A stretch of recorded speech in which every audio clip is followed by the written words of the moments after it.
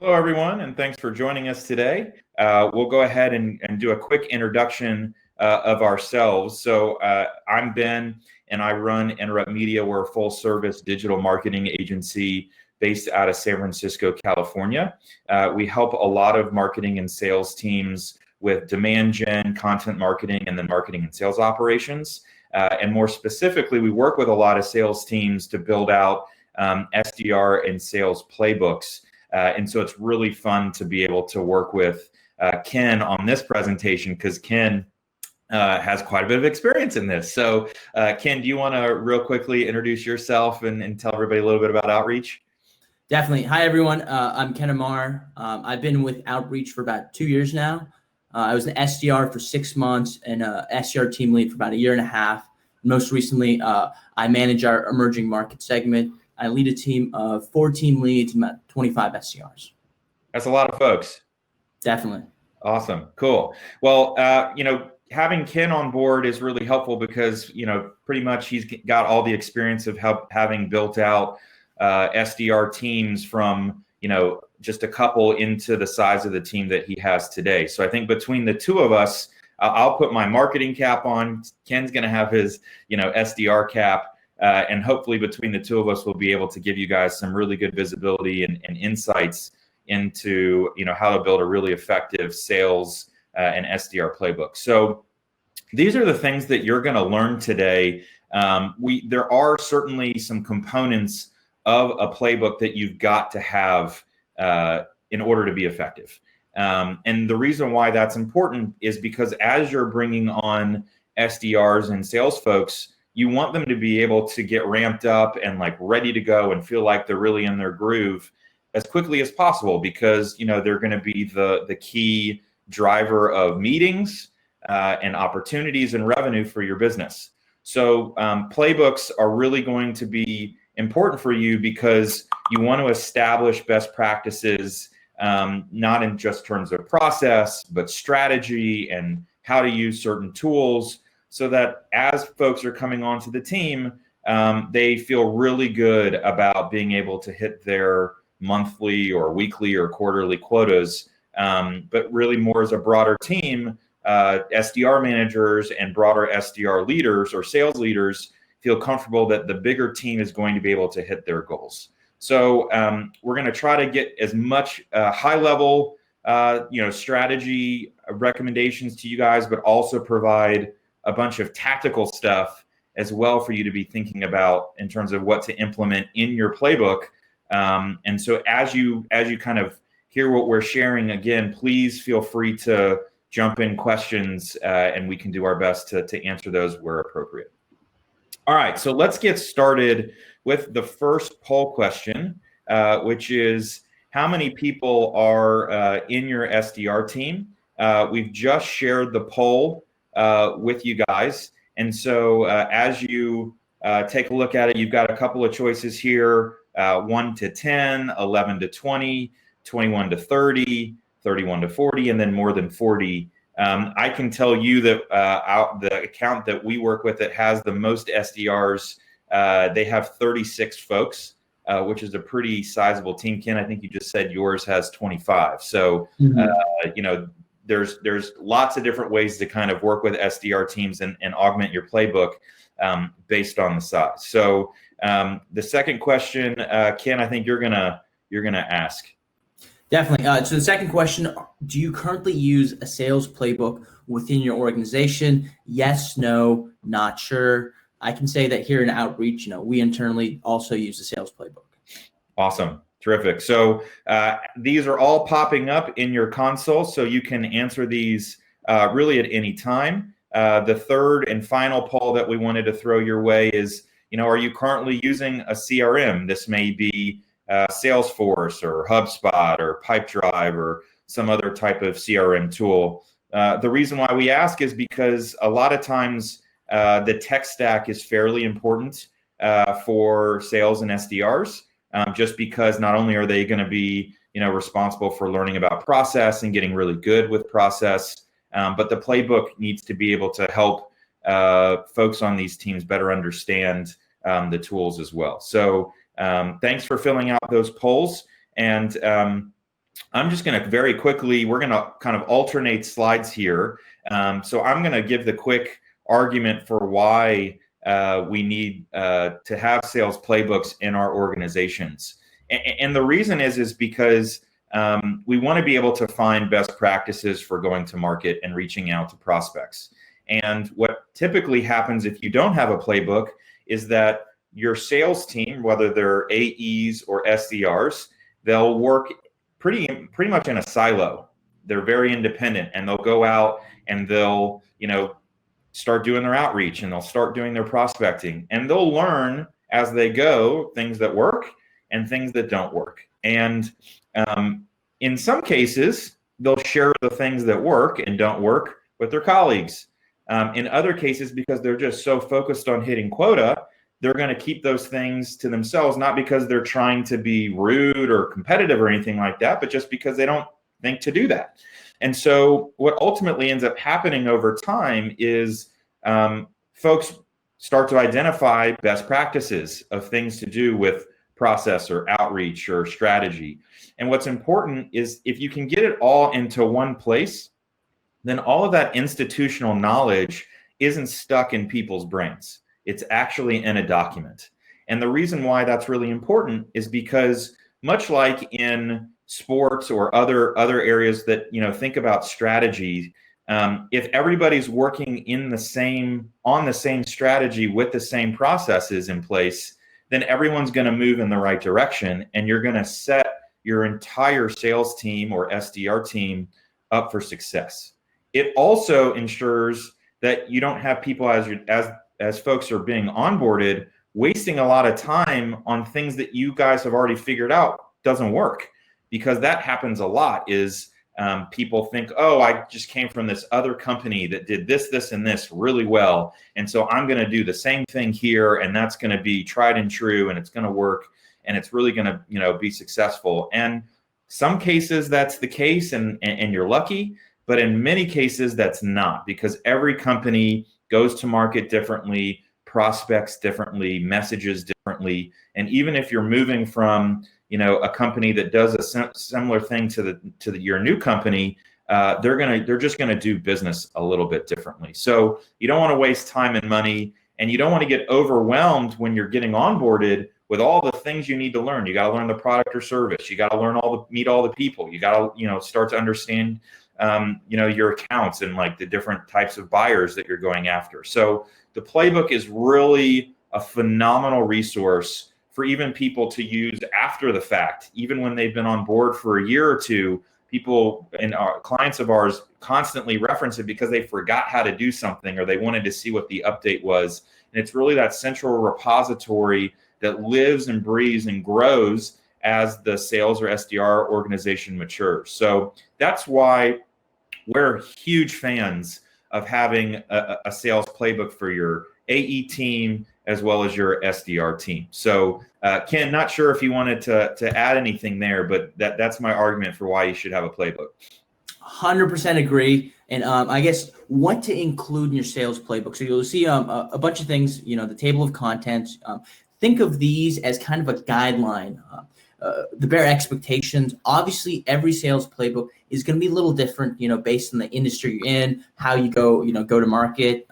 But generally, it's important to include expectations from an SDR, how they're measured, how they're compensated, the resources they need to get up into their role, and really getting started with your company, right? Like Ben mentioned, how do you go outbound? Who do you go outbound to? And best tips and tricks for going outbound.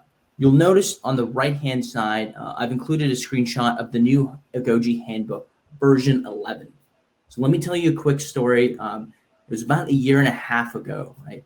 I first started as an SDR team lead. I was responsible for training and onboarding new hires. And I was given a team of 6 SDRs, brand new to sales, brand new to tech, fresh out of college, didn't know what a CRM was, didn't know what, a sales engagement platform was. And I realized at that time, I just finished up being a very successful SDR. They were asking me a lot of the same questions, and I was giving them fish, right? I really wasn't teaching them how to fish. And, over the course of that year, I started to realize, hey, we need to centralize like Ben said, that institutional knowledge of best practices. We need that to become standard across the entire SDR org. So I built out our own version of our sales playbook, the new Goji handbook, right? And you'll notice that's version 11. So we've had 13 classes since I've become an SDR team lead. And every single, new class comes in with an Goji handbook printed and binded, right? And before each class starts, we actually poll like our top performing reps. What's different, because, obviously we're in COVID now. Our messaging has to be different. Our script has to be a little different. So we continuously optimize and, tweak these sales playbooks. I'm going to give you guys a quick pro tip. We recommend to keep it right under 50 pages in length. 50 pages is that optimal length to get the most information in without too much information overload. And most importantly, you can go to FedEx or Kinko's, you can get it printed and binded, right? Obviously, having a digital version, it's easy to share, but there's something to be said about having something, physical in your hands that you can turn and take notes in. So yeah, that's what you should include in your sales playbook. And I want to reiterate actually having a hard copy, because that's a great point, Ken. As SDRs and sales folks onboard or leverage a playbook, they're going to want to make notes in their book. And we all know that digitally that's kind of hard to do. But like if you actually had a hard copy that you could go and reference with your notes as you're learning things, that can really be quite effective. So some expectations, we're going to kind of walk through the different sections of the table of contents so that you guys can get some direction and some suggestions on kind of how to build out each section. You should really lead with expectations. It's very important to for SDRs to know exactly what their goals are, what's being expected of them, because you just don't want to have any kind of miscommunication. Obviously, they're really excited. You guys are really excited that you're adding somebody to the team, but it needs to be really clear because, and Ken, keep me honest here, in sales, it's a very black and white business. You either hit your numbers or you don't hit your numbers. And so, to really make sure that they understand how many meetings they need to book or how many calls they need to make in a given day or week, or the number of emails or that type of thing is just really, really important for them to know. And as they're onboarding, obviously they're not going to go full bore, on day one. And so I think in order for you guys to be effective, if you can share that roadmap of the first couple of weeks or the first couple of months, and what does that look like from a week to week basis, that will really kind of help them mentally prepare for the things that they need to be learning in a very sequential order. And it'll help them kind of figure out, by week 2, I need to know the business and I need to really understand the personas and I need to start, my training on the tools and that kind of thing. And by week 3, I need to be, really understanding the tools and that kind of thing. If that's in your playbook from an expectations perspective, that's going to be really useful. In addition, we've already talked about, the specific metrics. I also think, and Ken, I got this one from you, so thanks for this, but how do you actually prioritize your time is really important. And there are lots of folks who go about their day differently and still find success. However, if you can recommend clear instructions on what you should really focus on in the mornings versus what you focus on in the afternoons, or maybe what you need to do in specific days, that can be really helpful. For example, Friday afternoons, no one's picking up the phone in most cases. So that's a really good opportunity for you to be prospecting, or for you to be finalizing certain reporting or certain things like that. Monday morning, you got to get on the phones ASAP because it's the beginning of the week. So if you're that specific in how folks should prioritize their time in a given day or even in a given week, then that really can be very constructive in giving folks that kind of support that they need to, not, be analysis paralysis, and they have a real clear focus. The last thing that I want to share, and this is a pro tip, is give your folks a sense of what other people do in terms of performance so that they know what to achieve. It's not enough to just get the work done, to hit the number of calls, the number of emails, etc. You need to hit certain engagement rates. You need to have certain number of actual conversations on the phone or via email or even text messages, because you need to hit that meetings goal or that opportunity goal by the end of the week or the month or the quarter. So if you actually share those baselines with your team and put that in the playbook, everyone's going to have a real clear understanding of what they need to be able to shoot for. Awesome. And so the next part of the sales playbook, SDR pay and bonus structure. To be completely transparent, we're all salespeople. We're all highly money motivated, but SDR pay is kind of like a murky field, right? In general, there's a base and a variable and an on-target earnings, but SDRs always have questions on, hey, like, how am I compensated? Is it a sales accepted lead model, a sales qualified lead model? You want to be as transparent as possible. Hey, here's your base, here's your variable, here's how much you earn and how much you earn, right? It's very important also to include a small part on, hey, if you overperform against quota, here's how much you can make, right? You want them to set high expectations, high goals of themselves to overperform against quota. And any brand new SDR, in fact, even some of our own tenured SDRs will always have questions. When do commission checks come in? Where's all this data stored? How am I compensated? How am I measured? Include like a quick FAQ section in the SDR pay and bonus structure. Awesome. All right, moving on. Resources. So there's going to be a lot that your team needs to learn. And again, have it all in your playbook as its own section is going to allow you to centralize all that information. And so typically, you're going to have your team working out of a CRM. They're going to need to get trained. So to the extent that there is, training documents or video links to videos for how to use the CRM, that's important. Same thing for these other things. A chat bot, like on your website, we've seen a lot of SDR teams manage and be responsible for the website's chatbot, because a lot of the questions that get asked on chat are sales related in nature. And it's a phenomenal opportunity for sales teams to start that conversation, get somebody on the phone or book a meeting and have that hit their quota. So to learn what that looks like, how does it work, how do you interact with it, is super important. Sales enablement tools. Ken, I know you guys use sales enablement tools a bunch. You want to share a couple examples and kind of how teams use that? Definitely, yeah. So, we have trainings once a week, SDR trainings. In fact, a little bit earlier today, right? And sales enablement tools like SkillJar, HighSpot allow you to kind of quiz knowledge from SDRs, like send questions and whatnot, measure responses. Awesome. So then you have sales engagement tools like an Outreach, where you can, send all of your communications and prospecting work through and have that integrate with your CRM. LinkedIn Sales Navigator is a really common tool that companies use to try to do prospecting and do list building, et cetera.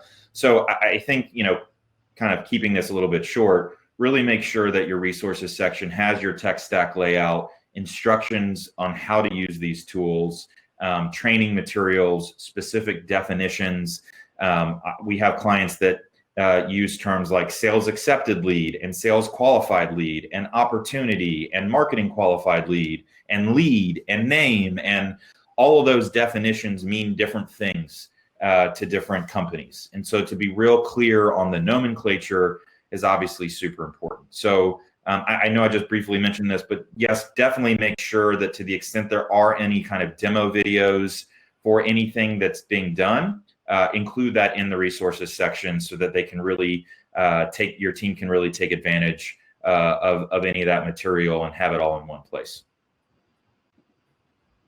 Awesome. So getting started with your company, you can kind of think of this as like the hype up section of the sales playbook, right?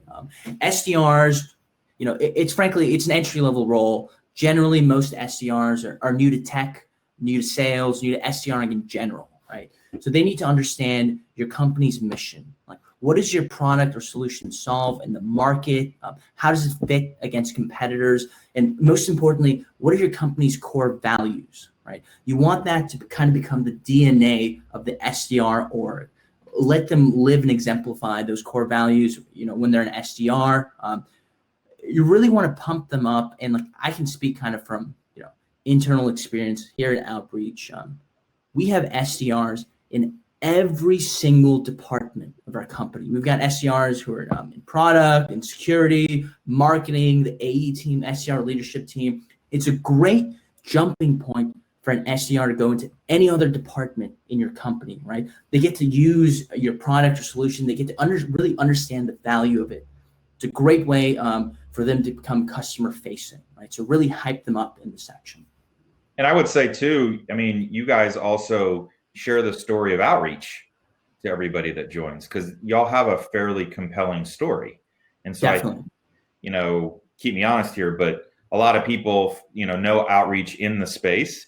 If they're, applying for the job, they learn a little bit more as they go through, the job, interview process.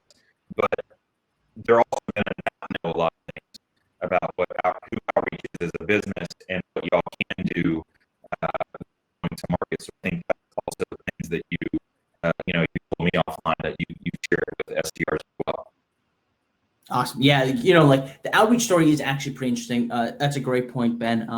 We actually didn't start, as a sales engagement tool, right? It was actually it was a recruiting like ATS, and they built out this little like chatbot to get a hold of people to pitch them the ATS, right? And we're running out of cash, and then our CEO Manny's is meeting with some other people, and they mentioned, hey, your ATS is all right in the market, but how did you get a hold of me? Like, that's really interesting, right? 'Cause back then you had to log everything into CRM. There really was no like idea of like a sequence, right? And so we came to market and we pivoted with that, and we've seen a tremendous amount of success.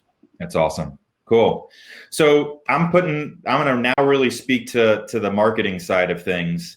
And it's really important to have what's called your ideal customer profile in your playbook.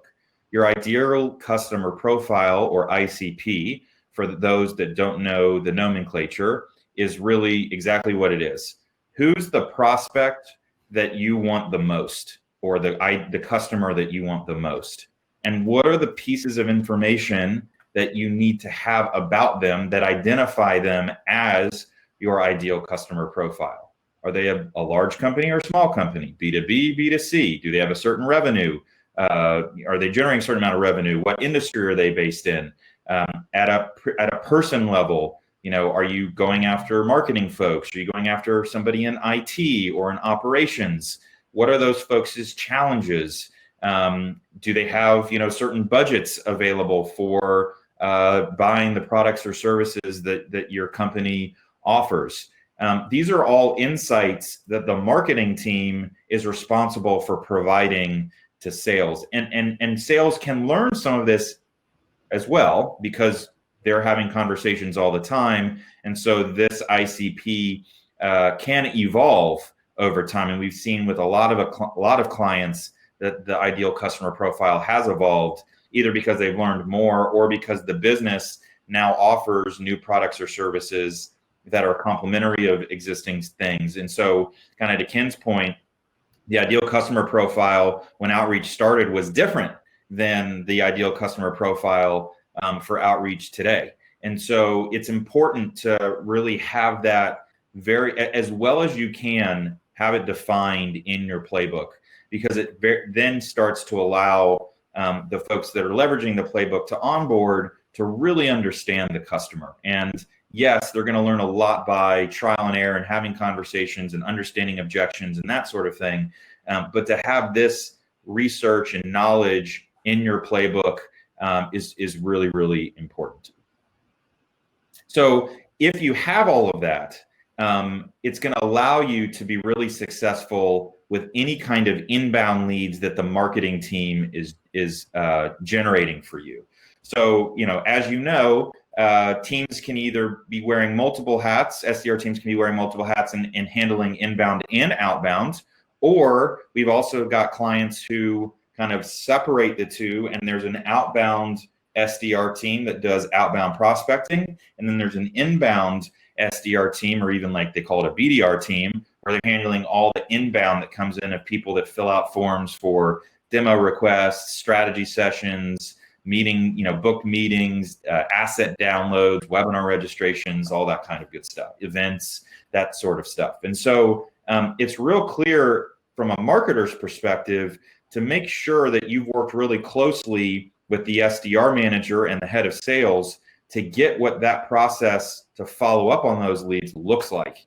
Because the marketing team is being hammered over and over and over again by management to generate as many inbound leads as possible. But just generating a lot of leads isn't good enough. The leads need to be quality. And the people that validate the leads as being quality is the SDR team.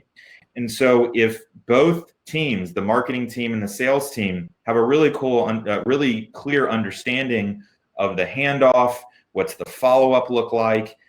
Is the team going to follow up in 5 minutes, 30 minutes, an hour, 24 hours after a lead comes in? How do you see if a lead is qualified or not qualified in the CRM? What are the different steps that you do? Getting all of that workflow figured out and documented in the playbook makes it real clear for folks as they're onboarding, but also gives marketing a little bit of a breath of fresh air, because they now have more confidence that the leads that they're throwing over the fence are going to get worked. And then they're going to get the data from the SDR team on which leads were good and which leads are bad. Marketing knows that we're not going to bat 1,000. So we're expecting the SDR teams to tell us that there are leads that are not so wonderful. But we want to know where they come from or why they weren't, because if there's trends that we spot by working with the SDR team on those insights, then marketing can then change their campaigns or change the way we capture forms or information in forms to make sure we're not wasting so much time on bad leads and just sending over the good stuff. So this is really important to have in the playbook, because again, the handoff is, we see a lot of times the handoff is where a lot of leads fall through the cracks. And for inbound teams, it's really where their quotas are going to be based off of. And so marketing wants to make sure that those teams can be really successful. Awesome. So my favorite part, the outbound sales process, kind of like the meat and potatoes of the playbook, right? You can kind of divide this into two different sections. The first section is an end-to-end, sales flow outline. Think of it as kind of like the sales funnel, right? When I first started as an SDR, I was hyper focused on that sales accepted lead, that sales qualified lead, that initial meeting, right? And I'm sure a lot of other SDRs do that as well too. But after a couple of months, after I started to understand the sales funnel a little bit more, I started to understand what a good, prospect, what a good customer was, right? What happens after that initial meeting? What happens after that demo, after that scoping call, right? And when you get to see the sales funnel holistically, you understand like better use cases, and you get to qualify your meetings a lot better, right? And this dramatically improves the quality of meetings you put up. Because, back in the day, I was throwing a lot against the wall, seeing what would stick, right? But with this kind of holistic view of the sales funnel, I was able to, really dramatically improve the quality of my meetings, right? And so for the second part of the outbound sales process, it's really simple. How do you actually go outbound to them? What are the sequences you use, right? So here at Outreach, we reach out to four main personas: sales management, sales leadership, and yes, they're different personas, marketing and sales operations, right? And then we divide them into different market segments: emerging, SMB, corporate, and then lastly, enterprise. So if you're an emerging SDR, you're prescribed a series of sequences to use based on different personas. It's very simple. We even give you titles to go after, right? And then within those sequences, templates to use, our best performing templates, what the messaging behind it means. And lastly, in this outbound sales process, you need to include a cold calling script, right? I know a lot of people on LinkedIn might debate the merits of a script, but it's really important, like Ben said, to have your sales and SDR team moving in the same direction. You can almost think of like a cold calling script as like training wheels on a bike. Your top performing SDRs are not going to need it after a while, but as they ramp up, as they progress, you can start optimizing your script, and ensure your team is moving in the right direction. Do you have any kind of best practices in terms of scripts? We see sometimes that scripts are like openers. There's like opening suggestions, but then there's also like included in the script sections for handling certain objections. I'm just kind of curious how you guys approach script writing and how you like include that guidance in the playbook. Definitely. So really objections, any objection is a variation of 7 core objections, right? Like budget, timing, using competitor, et cetera. We have that baked into our script, but it's the beginning where most SDRs make or break the cold call, right? Hey, this is Ken with Outreach calling on a recorded line. Did I catch you at a bad time? No. And then you go into the whole value prop, the pitch, right? We prescribe 2 different things. If you have a personalized pitch, like, hey, Ben, I noticed your company, Interrupt Media, recently signed on XYZ as a partner. I saw you posted about that on LinkedIn. That's awesome. I'd love to show you how we're doing the same thing here at Outreach, insert value prop, right? That's a highly personalized pitch that is recommended, right? But assume you don't have that, you can just go into the generic pitch based on the persona. Cool. And I know this is a shameless plug for Outreach. You guys are able to record, phone calls. And so what I've seen with some of the playbooks that we've built for some of our own clients that are using Outreach is we link to those recordings so that not only can people read the script in the playbook, but there's also links to actually listen to somebody saying the script to somebody on the other line and then hearing hearing a response and then how that conversation gets going. Is that something that you guys do as well? Definitely. We actually have a library of best calls our SDRs have made of all time. We utilize Gong so for like the transcripting and whatnot. So we collaborate in Gong, and we include that in our sales playbook as well. And so that's a good spot. Those Gong calls, those links are a really good place to put that either here in this outbound sales process section of the playbook or either in the resources section of the playbook so that, again, it's all in one place because that's right. A lot of our clients have kind of best calls, a library of best calls, and to be able to make that super easy to find is really helpful for folks as they get to that place of needing to start to listen to how those conversations on the phone, the phone go. Mm-hmm. Cool. All right. So I think this one's you too. Yep. So prospecting tips and tricks, my favorite part. So SDRs, they have an issue with time management. Right. I know I did. I know all the SDRs I've trained have had that same problem as well, too. So in prospecting tips and tricks, the number one most important thing you have to include, and this goes to every single SDR shop. I've met with a lot of SDR managers. They don't have this built out yet. And it's very important they have this. It's a persona entitled matrix, right? So what we mean by that is like, who are your high touch prospects and your low touch prospects, right? For example, at Outreach, our number one, like our bread and butter is the VP of sales at a hypergrowth tech startup, right? He leads a team of AEs, CSMs, and SDRs. That is our number one most high touch prospect we want to write a heavily customized, heavily personalized email to. On the other hand, our low touch prospect would be a sales director, right? And it seems a little interesting because sales director generally in other industries means, okay, he's a director of sales, right? But what we found, anecdotally over time is that generally sales directors are actually ICs. They're reps with an inflated title, right? And when you're brand new, or even when you're a little bit more tenured, it's very confusing to understand titles. So we literally list out every single title to go after, every single title not to go after. Simple as that. If it fits this bucket, put them into this sequence. If it fits that bucket, do not sequence them, right? And secondly, another really powerful tip and trick that's applicable to really any SDR shop is utilizing LinkedIn Sales Navigator, right? We use this every single day in our workflow, and we're looking for one of 2 things, or hopefully even 2 things, right? The first thing we're looking for is someone who's brand new in role.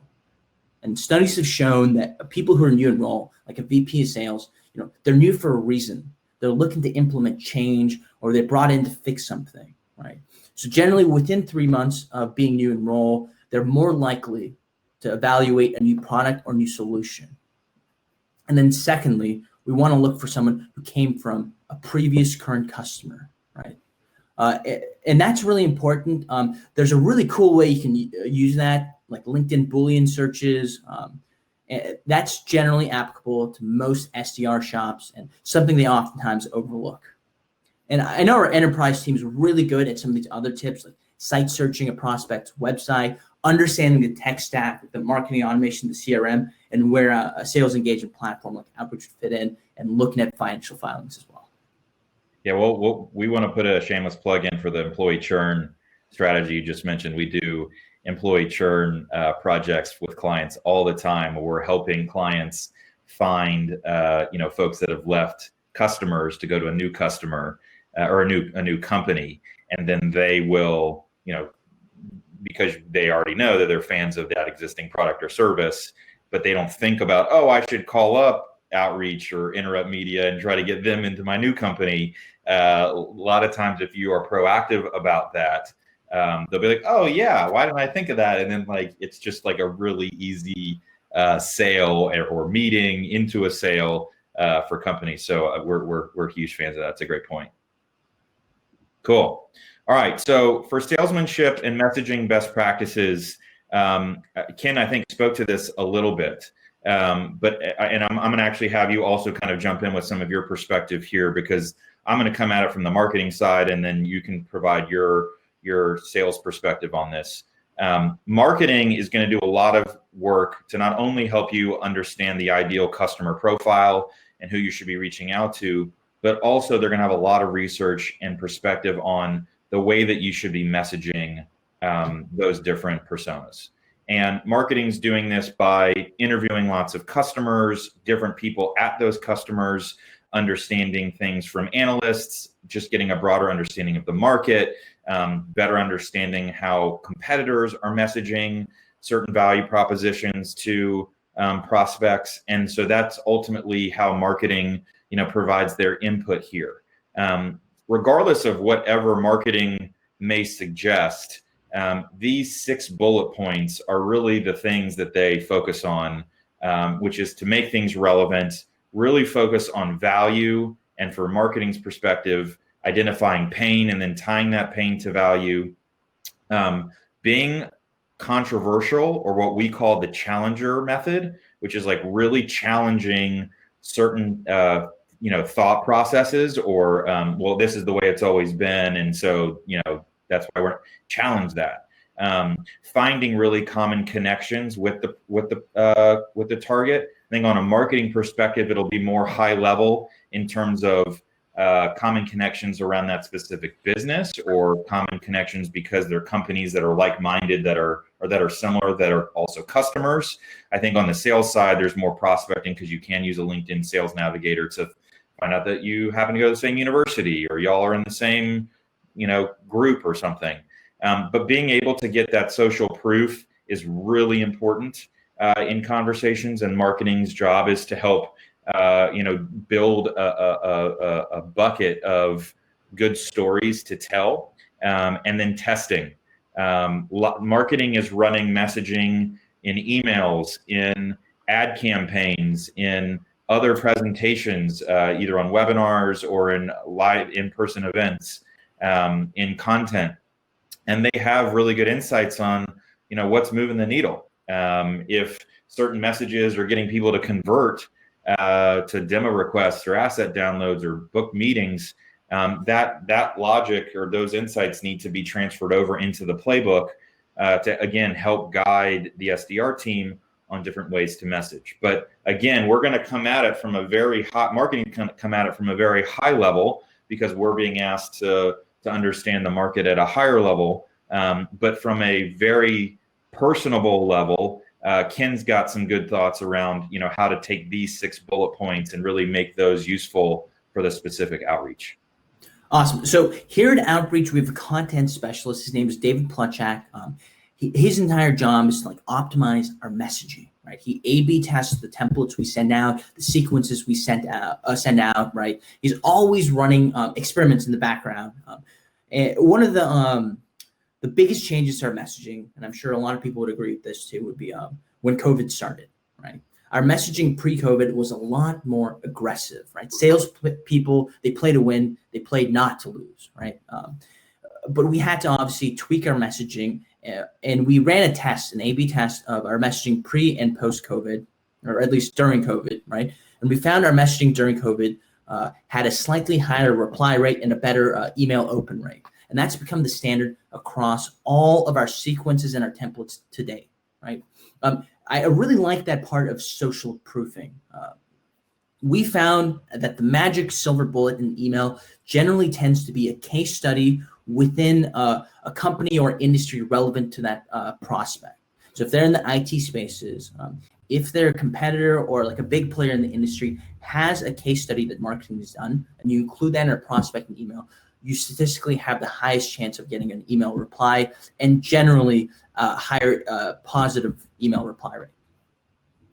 So I would say a quick question for you. I mean, obviously the best win for email outreach is a positive reply. Mm-hmm. In terms of messaging or strategy, if somebody clicks the case study but doesn't reply, how do you guys recommend tweaking messaging based off of for future email, follow-ups or in conversation based off that additional intelligence that they clicked that case study or that white paper or whatever it was that they clicked on? Interesting. Yeah. So if those case studies have a higher click rate, we'll include them in our messaging, right? From an SDR manager perspective, some tactical advice. Oh, this drives me nuts too. Someone ever clicks on a link in an email, drop whatever you're doing and call that prospect as soon as possible, right? Oh man, I was fidgeting a little bit there because we have reps sometimes who don't do that, and that drives me up a wall, right? That is an engaged, interested prospect, right? That should be on your hit list. That should be your top prospect. And debunk this myth. It's not Big Brotherish if you actually get the alert that someone clicked the link and then you call them within a couple of moments of finding that information out. It's interesting. Here in Outreach, one of our best practices, someone opens an email, right? Maybe not even clicking the link. They open an email. We call them and they'll often ask, hey, how'd you know I opened my email, right? And then we'll say, hey, we use, Outreach. We can tell you're engaged. Wouldn't it be awesome, like if your sales reps had this ability to prioritize tasks based on engagement, right? It is a little bit creepy, but if you handle it in a certain way, it comes off very endearing. And that's where the messaging best practices can come in, especially even with scripts. If there's a, content in your playbook that says, hey, the moment somebody opens or clicks a link, call them immediately and then follow this script, like that's super useful so that you don't come off as being crazy Big Brotherish and, really getting them interested in the conversation. And again, the whole goal is to get them on the phone. So you got them on the phone. So now it's the opportunity to take that at bat and try to make something of it. So I think that's really good perspective in terms of messaging best practices. So we're both going to speak to this, and I'm going to come at it from the lead perspective, and then Ken will speak to it more of like a contact account perspective. But it's really important to have in your playbook how your SDR team documents their work. So for tools like Outreach, they'll track a lot of activity as part of the tool. It just happens when emails go out, phone calls are made, et cetera. That all pushes into Salesforce. There's also opportunities within Outreach to be able to kind of pull from pick lists based off of how that engagement went when you get an email reply or some type of a phone call conversation. We have found, and Ken, you can kind of speak to your own experience here, that unless there is like a real specific instruction and oversight in asking SDRs or even AEs to input data into systems, they're not going to do it because they're just focused on the next email, the next phone call, and as long as they keep it all in here, and in their notes, they're going to be fine.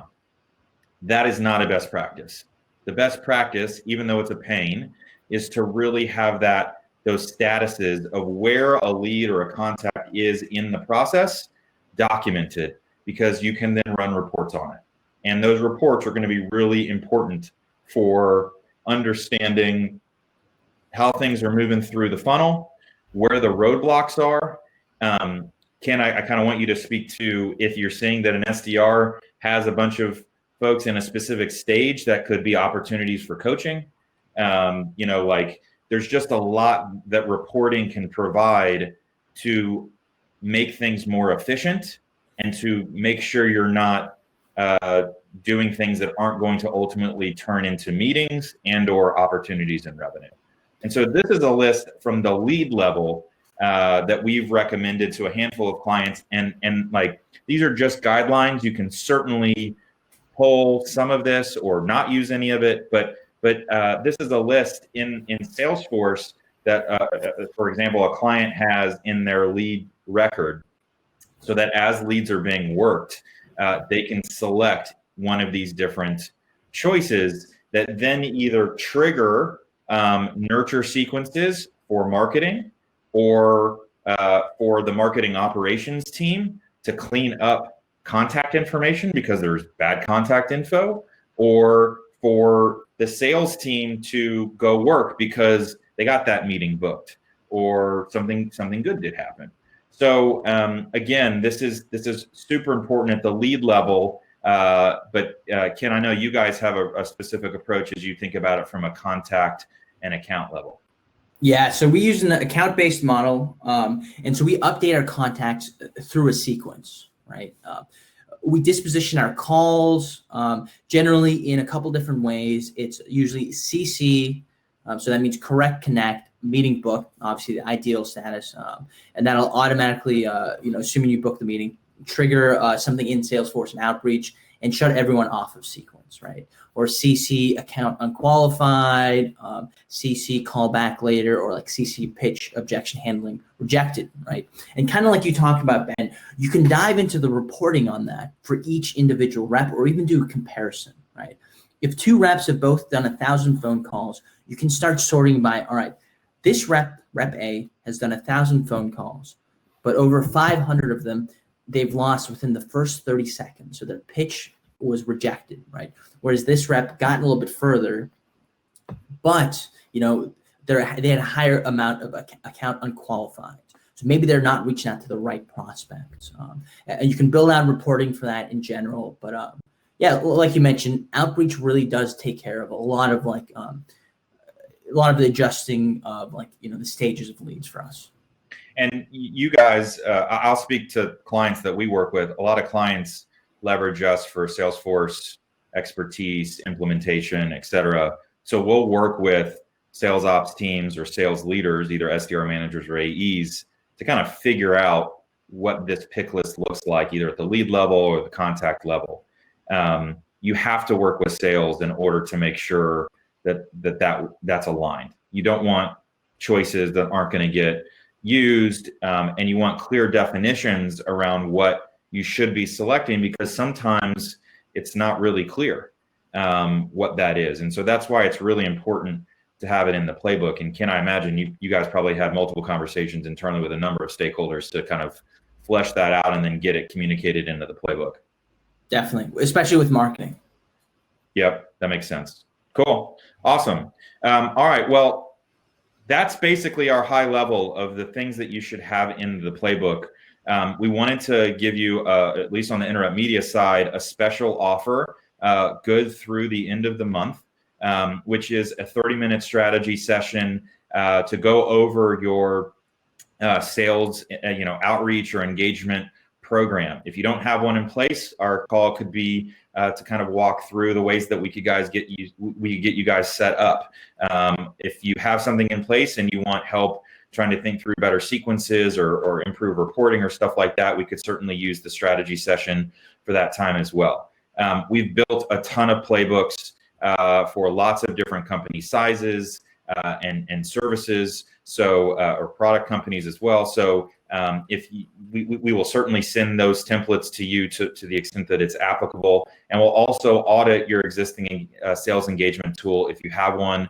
A lot of our clients on our outreach, we've done audits of those, their tools to kind of figure out how our clients can get more out of it. Usually this is a $500 toolkit project. We're going to do it for $7 just for the people that have registered for the webinar. And so you've got until the end of the month to take advantage of this. And if you're interested, definitely request it by emailing marketing@interruptmedia.com.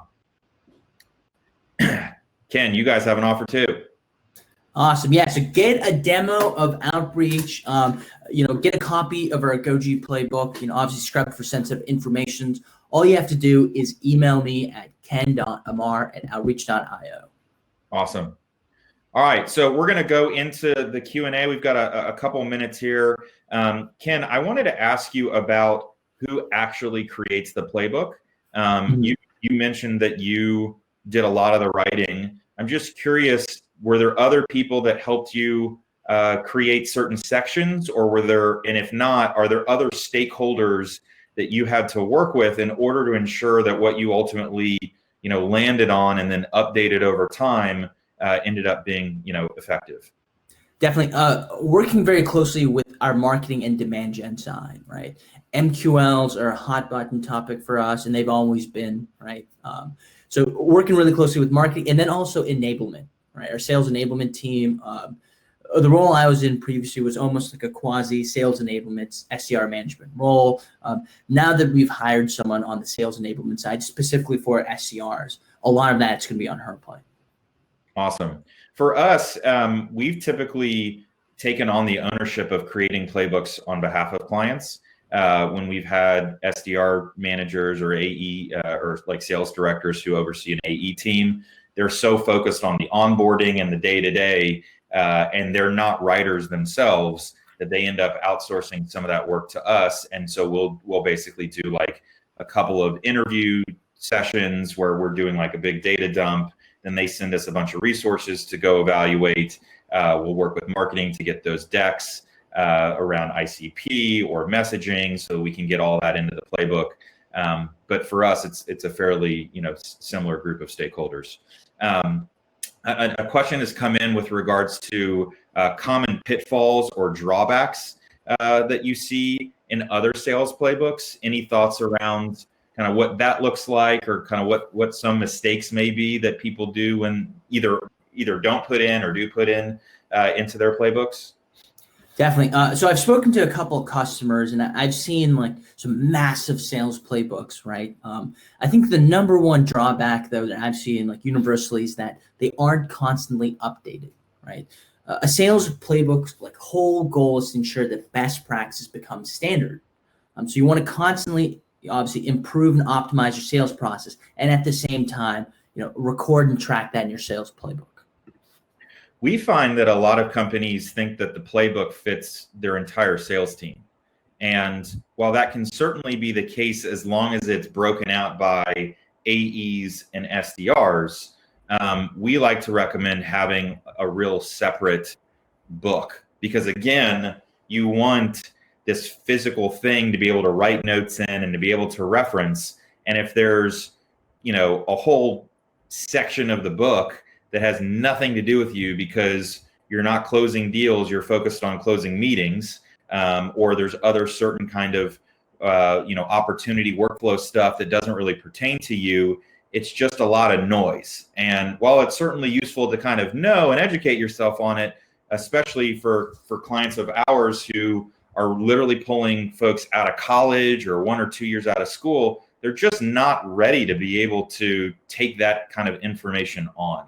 And so we strongly recommend breaking up the playbook for like a SDR, inside sales, BDR team, and then having a separate playbook for your account executives, really your closers.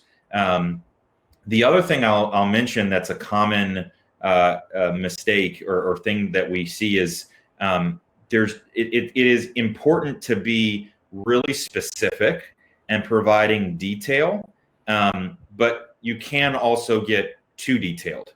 So you just have to figure out what that balance is. For example, you can tell somebody in your morning, definitely make your phone calls. And you may even say between 8 and 10 or 8 and 11, or 7 and 11, you want to make your phone calls, because on the East Coast, that's 3 hours ahead. We're based on the West Coast, but you don't want to say between 7 and 7:05, you need to do this, and 7:05 and 7:10, you need to do that. Like that, to me, is a little too prescriptive, unless, there's really some really strong reason, to do that. So Ken, would you agree with that perspective? Definitely. You don't want to get super in the weeds, but you want to give them a little bit like flexibility into what they can do. What are your thoughts around, it's not enough to just have the playbook written. You now need people to consume it, and you need people to understand what's in there. So I'm curious, what are the kinds of questions that you get from your team when they start to actually consume all the content in your playbook? And you've mentioned already, you guys have training sessions. So kind of give us a little visibility into what that looks like to ensure that the playbook gets utilized. Definitely. So there's definitely like a need for like opt-in, right? But generally I track like the questions SDRs will have like on the playbook, or if things are missing. And then for the next iteration, I can ask them to, opt in to include that in the playbook. And that ensures like longevity over time. Yep. We do the same. We're constantly asking for feedback. There is a Google Doc version that we usually have for clients.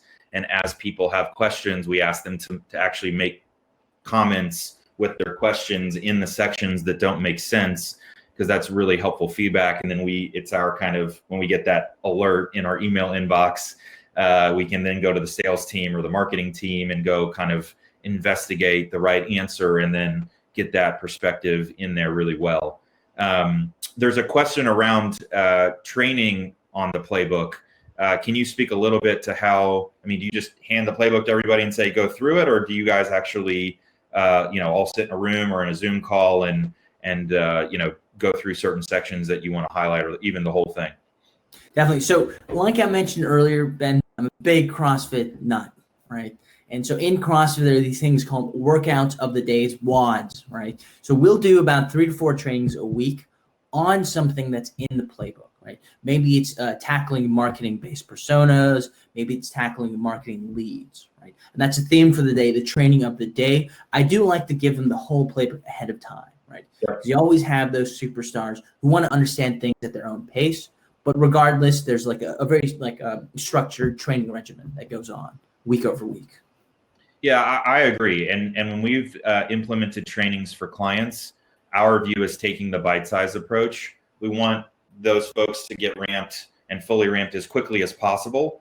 But if you're going to build a playbook that's, dozens and dozens of pages, that's a tremendous amount of information, and it's analysis paralysis. And in some cases, you may not even want to get to certain sections of the book until you really have been able to internalize earlier sections of your playbook. So we really put together a schedule that kind of every day goes over something new, but it walks through all the sections, because there is something to be said about explaining something with words and in the same room and having a back and forth than just dropping a 50-page document and saying, go read everything, and then assuming everybody's going to really understand. So if you're tight for time, you should certainly figure out which sections are the most important to go over, and skip others, or tell others to go reference certain sections on their own, maybe because there's a bunch of links with demos that makes sense to kind of gloss over or skip through. But if there's something that's fairly meaty, like customer information, or going over scripts or objections, or how to use certain tools, or problems people have with certain tools, that's really, really important for you to set aside time on a specific day and really make that happen, and include that in your playbook, include that schedule. You may not need to have specific days, but be like, day 1, we're going to have a training on this, and day 2, that, and that way, depending on when you start the onboarding for that person, it's still going to be applicable to everybody. So Ken, would you agree? Definitely. We have like a training regimen broken down by weeks. Here's a theme for this week. Here's a theme for this month. Awesome. Well, I know we're just a few minutes over time, so I'm going to give each one of us an opportunity to just kind of close out with last thoughts. I'll go first. I'll then let you close it out. But I would say I hope that today's session has been super helpful for everybody in giving you some ideas of why a sales playbook is important to have, and some of the thoughts around what to include in your playbook. I think if there's one thing that you really, if you forget everything else, but you leave with one thing today, my kind of takeaway is call it something else, but take all of this knowledge that your entire team and put it in one place. If it's unorganized and at least it's in one place, that's fine, but have it all in one place, because what we constantly see is that everybody has their own approaches to things in their brain. And if you can't get it out of folks' brains and into one centralized document, you're going to have a really hard time getting everybody to do the same work and scale your team for companies that are growing quickly. Definitely. And, I'll echo some of those thoughts as well, too. When I first started as an SDR, we had top reps, and all this like tribal knowledge. And they'd either get promoted or leave the company. They take that knowledge with them. And there's a lot of brain drain, right? So a sales playbook, SDR playbook really solves that issue. The hardest thing is just getting it started, right? Compiling all the information. But it's really easy to update, to edit, to move things around over time, right? And don't expect it to happen in like a day or in a week. It's a continual process that you always want to be improving and upgrading. Awesome. Ken, nice job today. Thank you. And for all of us who have joined us or listened to this video, really appreciate you being with us. If you're interested in the SDR toolkit, please email marketing@interruptmedia.com. If you're interested in getting a demo of Outreach, please email Ken. We'll provide the recording and the deck shortly, and we hope everybody enjoys the rest of their day. Look forward to meeting with you guys somewhere soon. Take care. Thanks a lot. See you guys.